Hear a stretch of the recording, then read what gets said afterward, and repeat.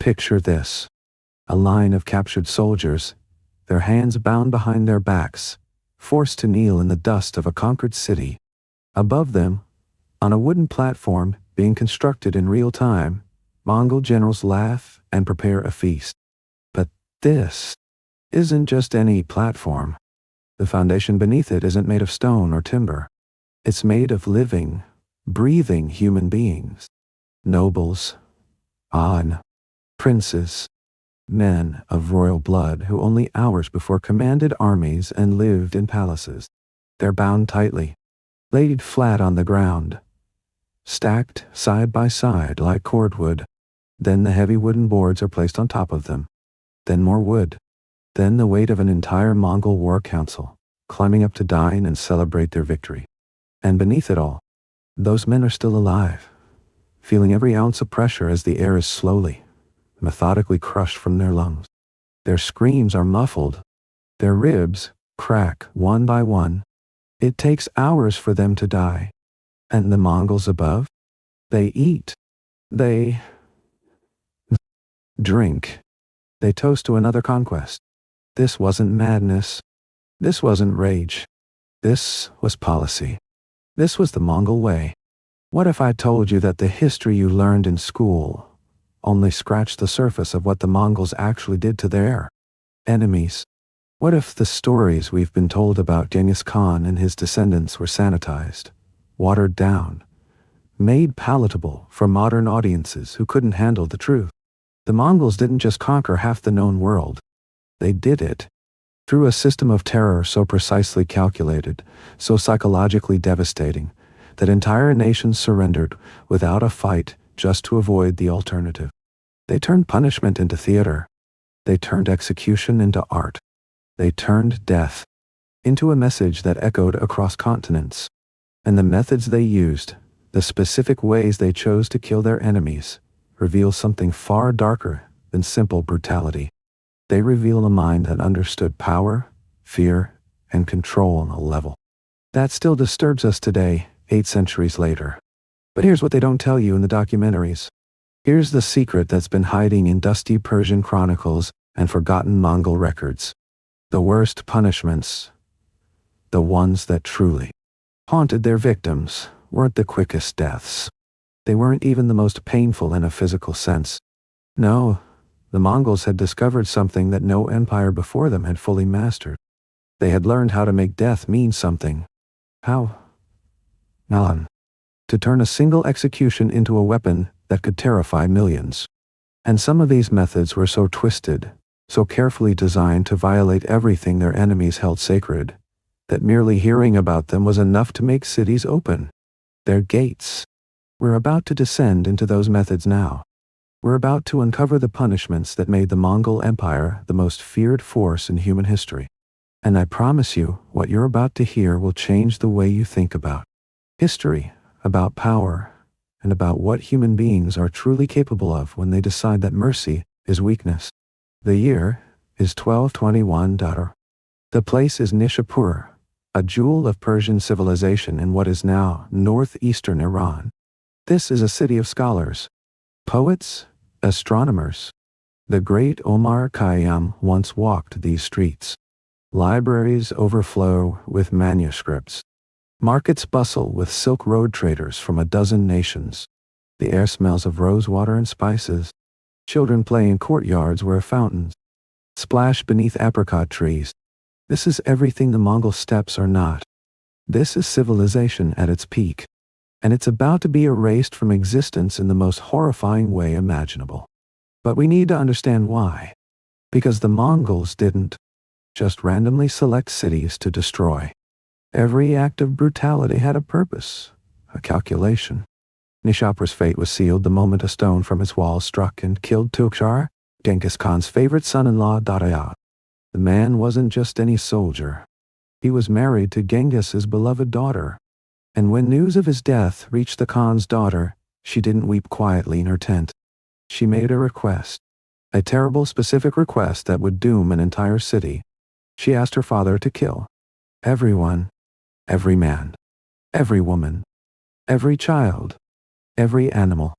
And then she asked for something even darker. She asked for their heads. The siege begins in April 1021. The Mongols arrive with an army so vast that witnesses struggle to count them. They bring siege equipment that staggers the mind. 3,000 giant crossbows, 300 catapults, 4,000 siege ladders, 700 mangonels for hurling flames, 250,000 large stones already prepared for the trebuchets, 2,500 sacks of earth specifically for filling the city's moats. Think about that level of preparation. They didn't just attack Nishapur. They brought a complete, prefabricated siege infrastructure, Dewatwai. They had calculated every wall, every moat, every defensive position before they even arrived. The Mongols turned warfare into mathematics. They turned conquest into engineering. And Nishapur, for all its culture and learning, is simply a problem to be solved. The bombardment is relentless. Day and night, stones the size of oxen arc through the air and slam into the city walls. The noise is deafening. Buildings collapse. Screams echo through streets now choked with dust and debris. The defenders fight back desperately, pouring boiling oil and firing arrows at the attackers. But the Mongols are patient. They rotate their troops. They never sleep. They maintain the pressure constantly, giving the city no rest, no moment to breathe or regroup. Within 24 hours, they breach the walls. 10,000 Mongol soldiers pour through the gap like a flood of death. And now the real nightmare begins. The street fighting is ferocious. Every house becomes a fortress. Every alley becomes a killing ground. Families barricade themselves in their homes, holding kitchen knives and ancient swords, knowing they're going to die but refusing to surrender. The battle rages from Wednesday through Friday night. By Saturday morning, the organized resistance has collapsed. And that's when the death squads arrive. Special units of killers, handpicked for this specific task. And leading them in person, walking through the burning streets of Nishapur, is the daughter who requested this vengeance.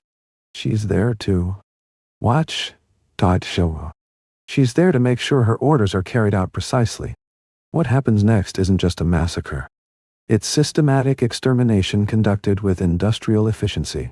The Mongol commanders divide the surviving population among their soldiers. Each warrior is assigned a quota. Kill 300 people. Bring proof. The soldiers fan out through the city, dragging survivors from cellars, from wells, from beneath piles of corpses where they'd been hiding.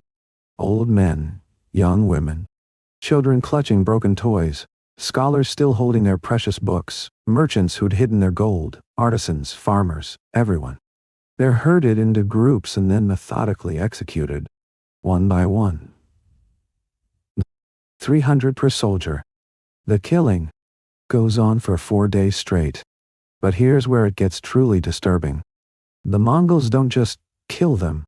They keep records. They need to prove they've met their quotas. So they develop a system. After each person is killed, the executioner cuts off one ear. Just one. The right ear. These ears are collected in sacks. Large sacks. And when a sack is full, it's brought to the officers to be counted. Can you imagine that? Can you picture a Mongol soldier at the end of a long day of killing, dragging a bag of severed ears to his commander like a hunter presenting his game? The sacks pile up. Hundreds of sacks. Thousands. Each ear representing a human life snuffed out according to plan. But even that isn't enough. A few days after the initial massacre, the commanders sent troops back into the ruins.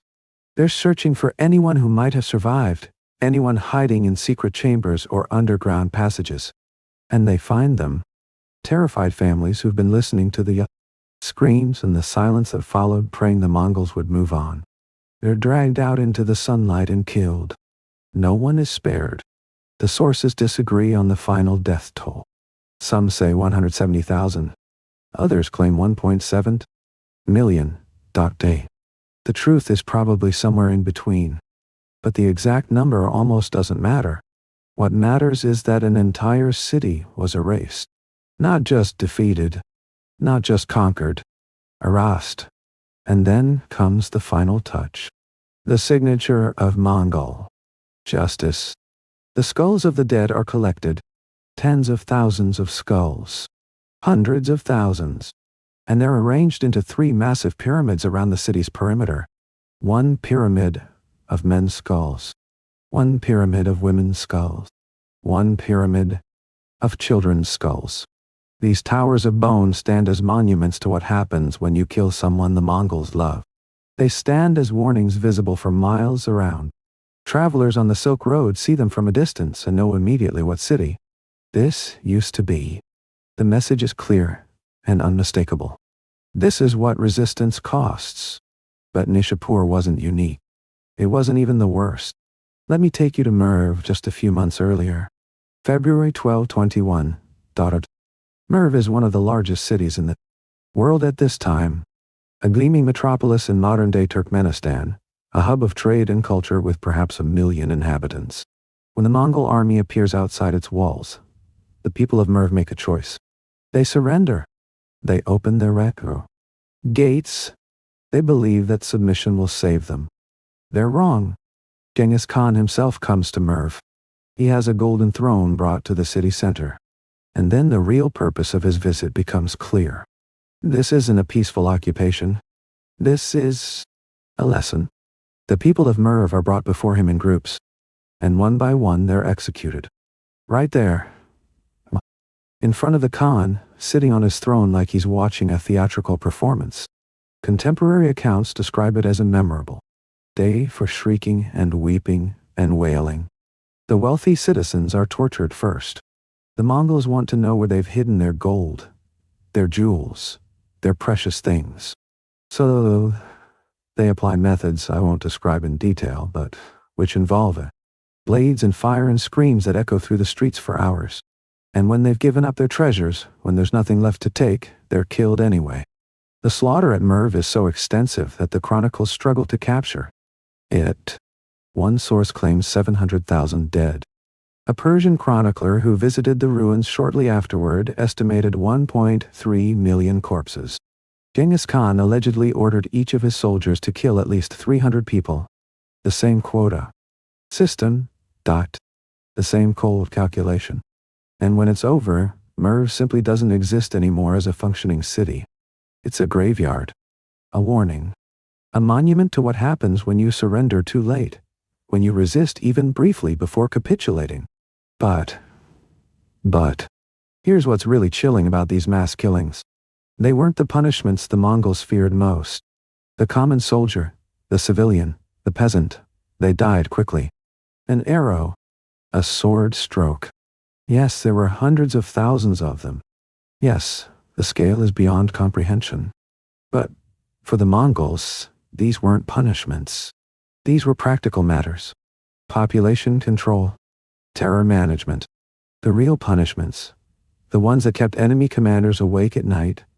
The ones that made nobles shake with fear. Those were reserved for people of status. For royalty. For governors and generals.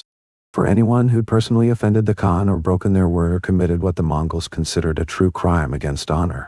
And these punishments were designed not just to kill, but to violate, to humiliate, to send a message so powerful that it would echo through history. Remember that crushing death I described at the beginning? That wasn't rare.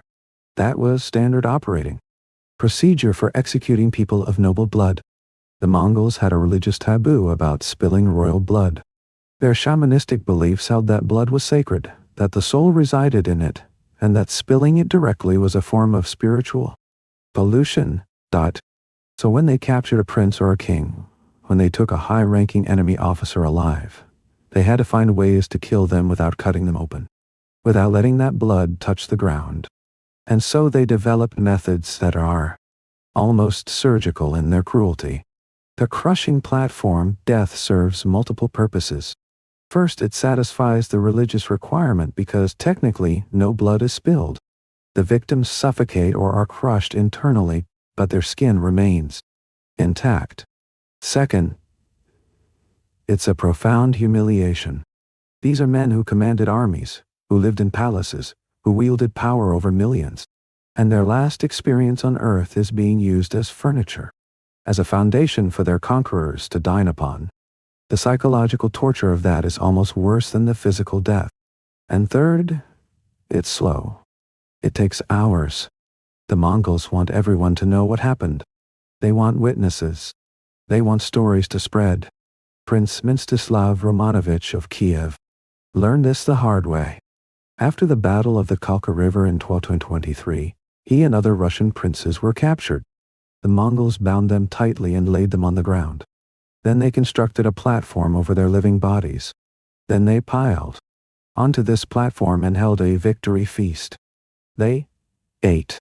They drank. They celebrated. And beneath them, those princes slowly suffocated under the weight of wood and warriors, their ribs cracking, their lungs unable to expand, dying inch by inch while the men who killed them toasted their own greatness just inches above. This happened. This is documented in multiple sources. This is real.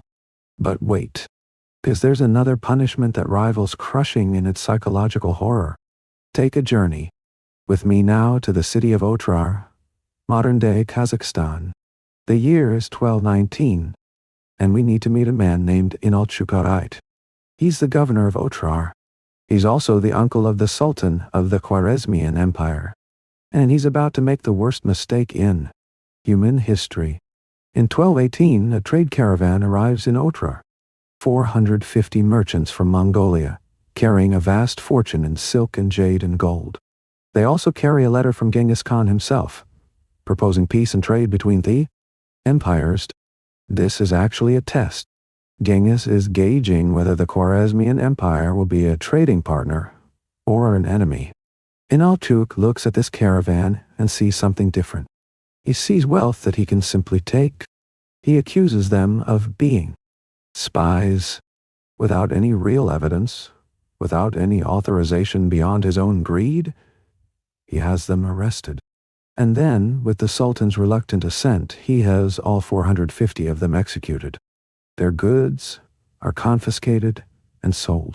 The caravans, camels, their wagons, everything is distributed among Inalchuk's men.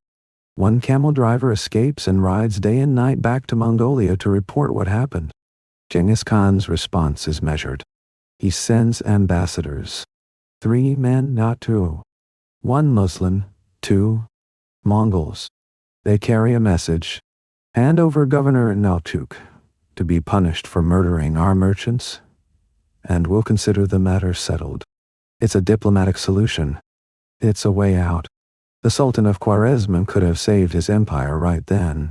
He could have disavowed Inalchuk, handed him over, and prevented what was coming. Instead, he does something so arrogant, so catastrophically stupid, that it dooms millions of people. He has the Muslim ambassador beheaded.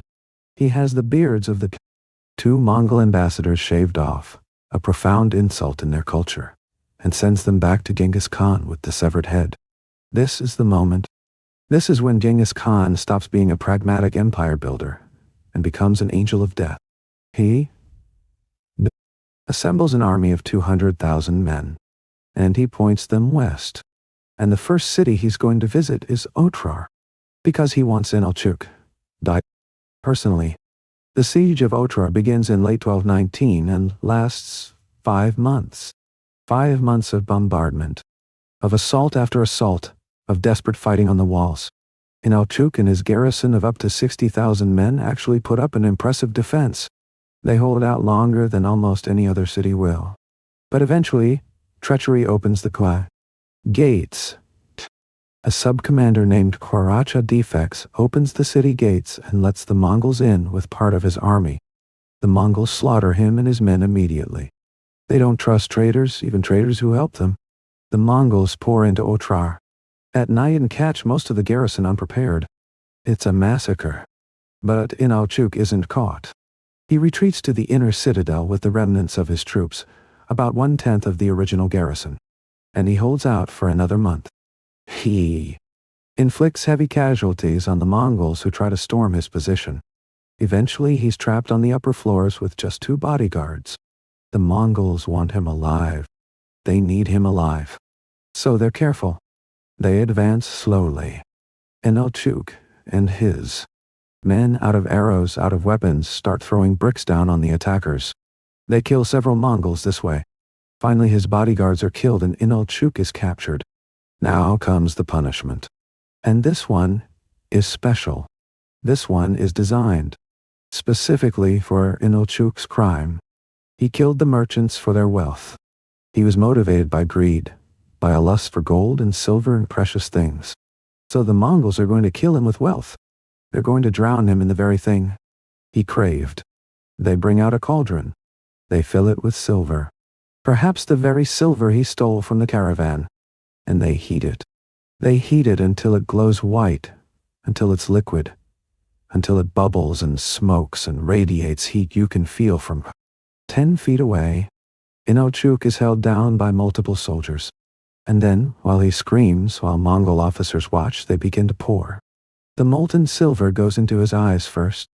It boils his eyeballs instantly, bursting them, searing through his optic nerves and into his brain. Then his ears. The liquid metal fills his ear canals, boiling his eardrums, his inner ear, the delicate bones inside, pouring deeper into his skull. Then his nose, his mouth. He's trying to scream, but the silver is filling his throat, cooking him from the inside, searing his tongue, his windpipe, pouring into his stomach. The smell is nauseating, burning flesh and metal. His face is unrecognizable, a melted horror of charred meat and gleaming silver that hardens as it cools. He dies in agony, but he dies without a drop of blood being spilled. The Mongol religious requirements are satisfied. Is the story true? Some historians debate it. There are similar tales from other cultures. The Roman general Crassus was supposedly killed by having molten gold poured down his throat by the Parthians. But multiple sources confirm the Mongols used this method, or at least widely spread the story that they did. And that's the genius of it. Even if they only did it once, even if the stories were exaggerated, the fear was real. Every governor of every city that faced a Mongol army had heard about Inalchuk. Every commander knew what happened when you betrayed the Khan's trust.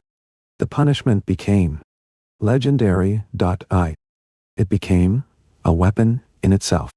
But there's another execution method that the Mongols used, one that's even more disturbing because of its creativity, its dark sense of irony. Let me take you to the city of Termez in modern-day Uzbekistan. The year is 1220. The Mongol forces have just sacked the city after a brutal siege. The usual slaughter is underway. Buildings are burning.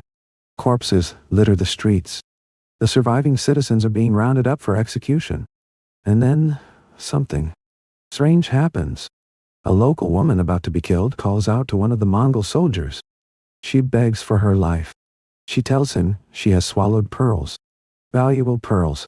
If he'll spare her, she'll tell him how to retrieve them. The soldier is intrigued. Or maybe he just doesn't believe her. Either way, he slices her open. And there, in her stomach, are the pearls. She wasn't lying. This woman had swallowed her family's wealth to hide it from the invaders. The soldier shows this to his commander. And the commander has an idea. A terrible, ingenious, wasteful idea. He issues an order.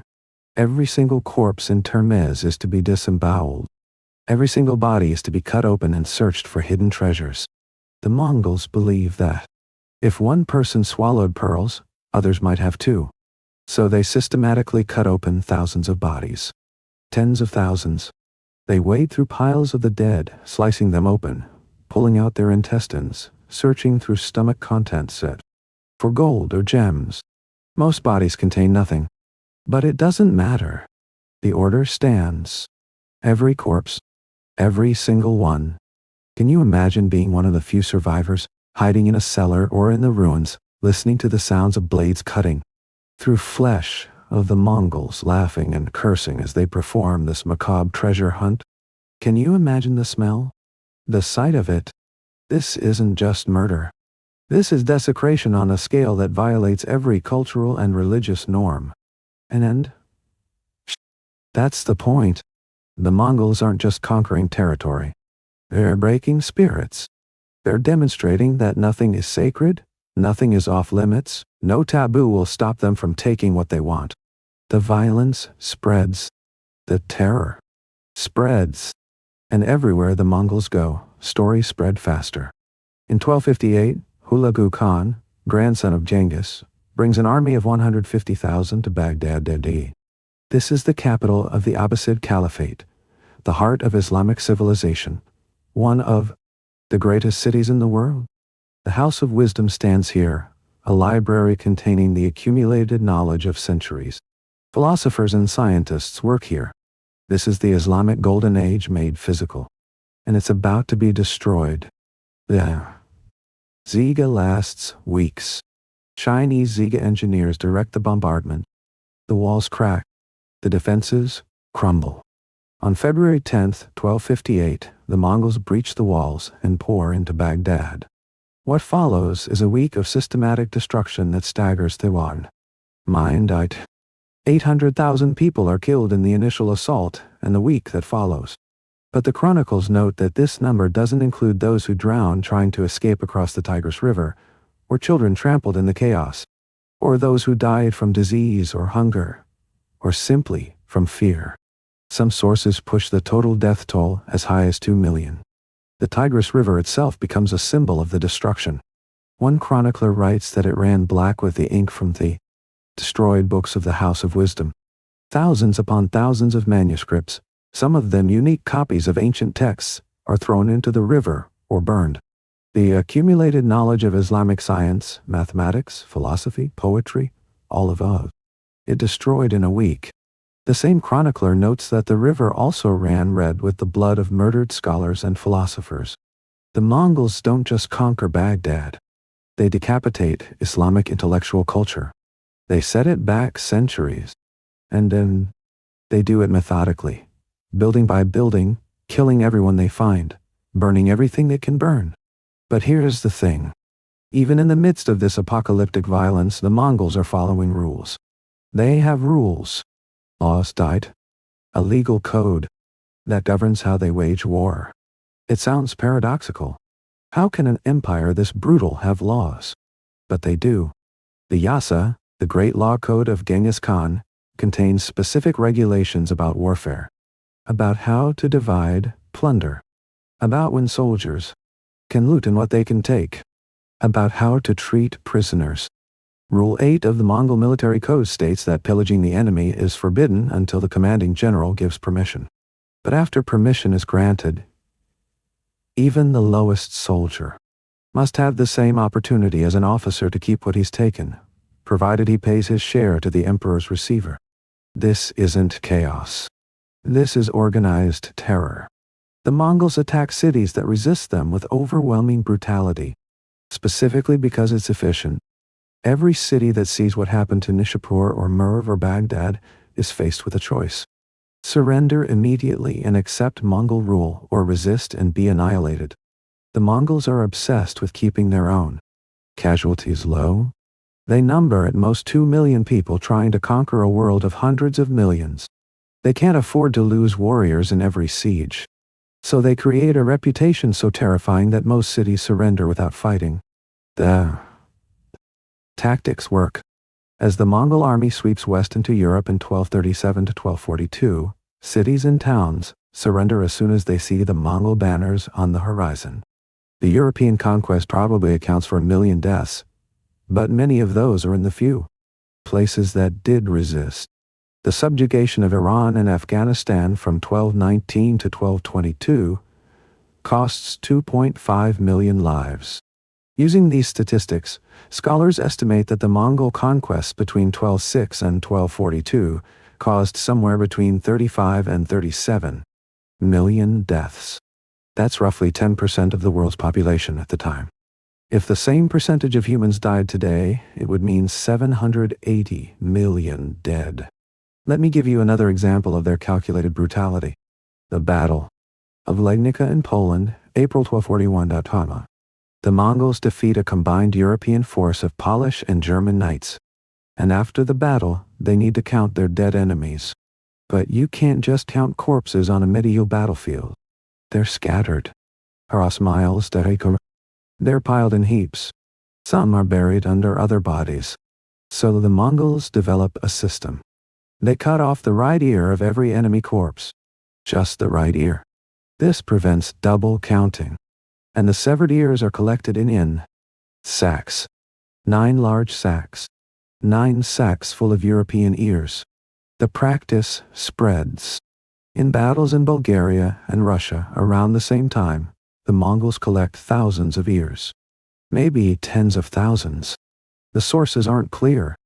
But imagine being a survivor of one of these battles, watching the Mongols move among the dead with their knives, hearing the sawing sound of blades cutting through cartilage, seeing those sacks being filled and carried away like bags of grain. The mundane efficiency of fight. It is almost more disturbing than the violence itself. This isn't savage fury. This is bureaucracy. This is an empire that treats death as an administrative matter. Now let me tell you about the funeral of Genghis Khan himself. Because even in death, the Mongols maintain their brutal traditions. Genghis dies in August 1227, most likely from injuries sustained in a hunting accident, though some sources claim more dramatic ends. On his deathbed, he makes one request. His burial place must remain secret. He doesn't want a monument. He doesn't want a visible grave that enemies could desecrate. He wants to disappear into the earth as if he never existed, leaving only his empire as evidence that he was real. So, the Mongols create the most elaborate burial in history. His body is transported back to Mongolia in a funeral procession that lasts 40 days. And as they travel, they kill everyone they encounter. Every person, every animal. If you see the procession, you die. Farmers, working in fields, travelers on the road, shepherds with their flocks. Everyone is cut down. The procession leaves a trail of corpses across hundreds of miles. When they finally reach the burial site, somewhere in the mountains near Burkhan Khaldun, 50 mourners perform the funeral rites. And then they're all killed. The soldiers who killed the mourners are then killed by another unit. Those soldiers march away from the burial site and kill everyone they encounter on their way home to ensure no one saw them leave the area. And when they finally return to their base, they commit suicide. The stories vary on how many people die to keep the Khan's grave secret. Some say 2,000 slaves who worked on the tomb. Others include all the guards and soldiers involved. But the result is the same. Somewhere in northern Mongolia, under a mountain that might be buried under tons of earth and rock, lies the body of the man who changed the world. And to this day, despite decades of searching with modern technology, no one has found it. The Mongols called the area the Great Taboo. For 8 centuries, the royal family kept it sealed. An area of 93 square miles was forbidden territory. The punishment for entering it was death. But perhaps the most disturbing aspect of Mongol punishment wasn't the individual executions, or even the mass killings. It was what they did to families, to entire bloodlines. Let me take you back to 1237 and tell you about the Oirat people. They're a nomadic group who owed tribute to the Mongol Empire. Part of that tribute was supposed to include young women for the Khan's harem. In 1237, they failed to provide the expected number of girls.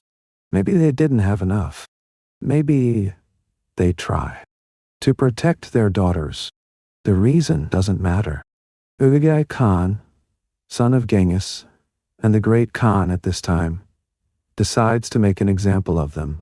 His punishment is so extreme that one historian calls it one of the worst Mongol atrocities recorded. He orders that 4,000 Oirat girls are to be repeatedly raped by his soldiers. But that's not all. The girls' families are forced to watch, forced to witness the systematic violation of their daughters, their sisters. 2 of the girls died during the assault. But the rest are distributed as sex slaves among the harem, merchant caravans, and the Mongol army. This isn't just cruelty. This is the complete destruction of a people's spirit. You don't recover from something like that. You don't rebuild your culture when the Mongols have demonstrated they can and will violate your most fundamental taboos, destroy your families, and make you watch. The Oirats never rebelled again. The story spread throughout the empire. And every tribe, every nation that heard it understood that the cost of disappointing the Khan was absolute. The Mongols also had specific punishments for specific crimes. Breaking your word was considered one of the worst offenses. The great principle of the Yasa was concerned with keeping your oath, maintaining your word. If you surrendered to the Mongols and then later rebelled, the punishment was total annihilation. They would come back and they would kill everyone. Every man, woman, child, and animal in your city. This happened multiple times. Cities that surrendered, then revolted when the main Mongol army moved on, were completely destroyed when the Mongols returned. It's the concept of the Emobalia, the bad city. A city that resisted when it should have surrendered, or that broke its word after surrender. These cities received the full Mongol treatment. Massacres, destruction, pyramids of skulls. But cities that surrendered immediately and kept their word received relatively good treatment. The population might be spared. The infrastructure left intact. Skilled workers, artisans, engineers, they were valuable. They'd be moved to other parts of the empire where their skills were needed. But resist, and you become a Emobalia. And Mobalia are erased. Some historians argue that the Mongol death toll has been exaggerated. That medieval chroniclers routinely multiplied numbers by a factor of 10. That the actual deaths were perhaps a tenth of what the sources claim. Maybe. Nishapur lost 17,000 people, not 170,000. Maybe Merv lost 70,000, not 700,000. Does that make it better? Does that make the pyramids of skulls less real? Does that change the fact that these were systematic campaigns of terror designed to break the will of entire civilizations? The psychological impact of Mongol conquests lasted for centuries. Military historian John Keegan argues that Genghis Khan was responsible for the brutality of the Spanish Reconquista against the Moors in the late 15th century, and even for the Spanish massacre of the Aztecs and Incas. His theory is that the Mongols imported ruthless ferocity to Islam through their conquests of the Middle East. Islam then transmitted it to the Crusaders through their wars. The Crusaders brought it back to Europe, specifically to Spain. And the Spanish, having learned these tactics, used them in the New World. Keegan writes that the awful fate of the Incas and Aztecs ultimately traces back to Genghis Khan himself. Whether or not you accept that historical chain of causation, it's undeniable that the Mongols changed how empires thought about war. They demonstrated that terror could be a strategic weapon, that calculated brutality could achieve what years of conventional warfare could not, that a reputation for extreme violence could make conquest easier, not harder. And they were right. For decades, the mere threat of Mongol invasion was enough to make kings and emperors surrender. The fear outlasted the reality. But here's what haunts me. Here's the thing that keeps echoing in my mind as I research these stories. The Mongols weren't mindless savages. They weren't driven by bloodlust or religious fanaticism. They were rational. They were pragmatic. Every punishment served a purpose.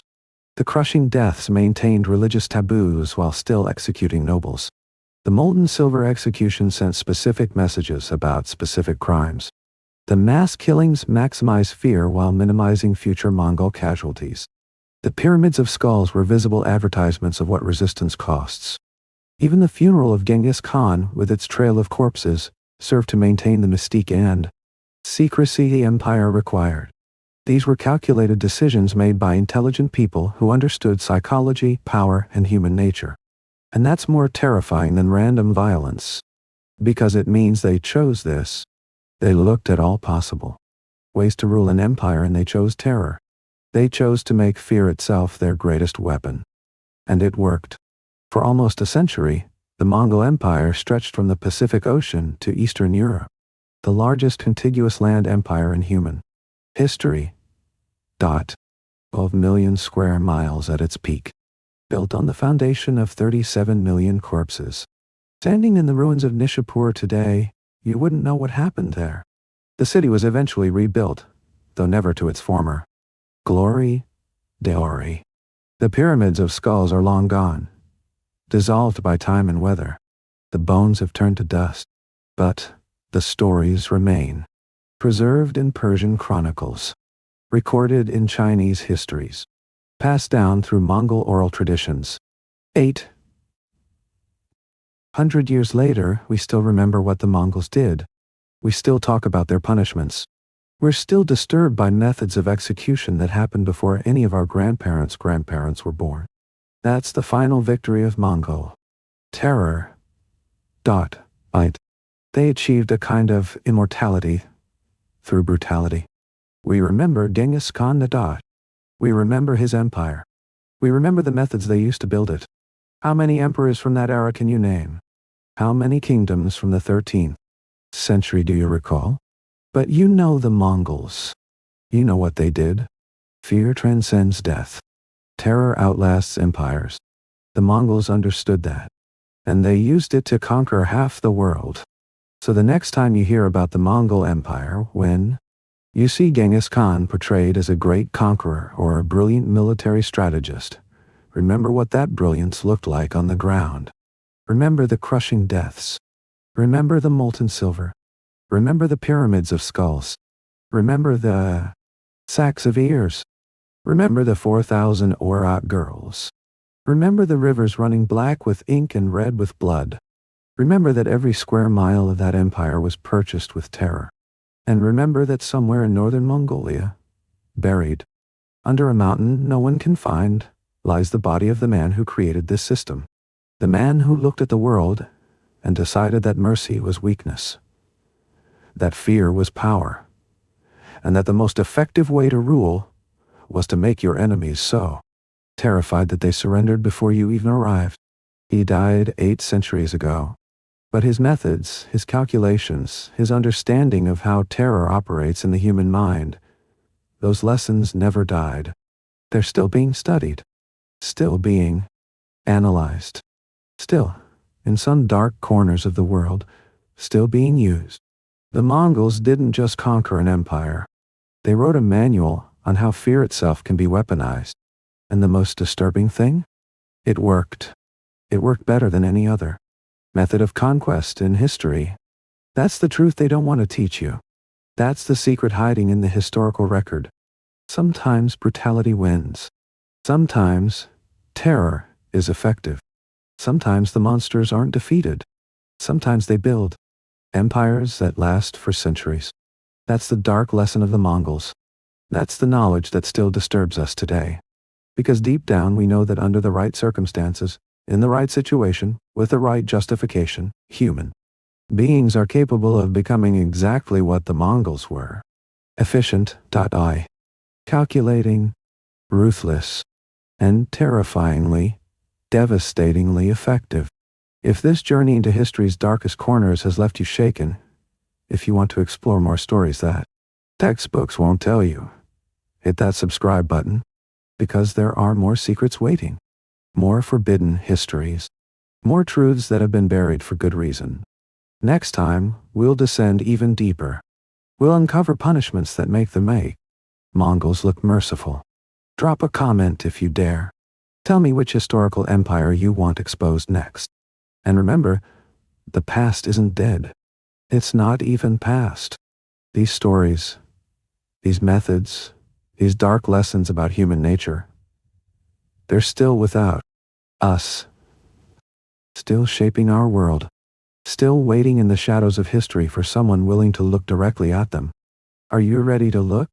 Then stay tuned, because the darkness has only just begun.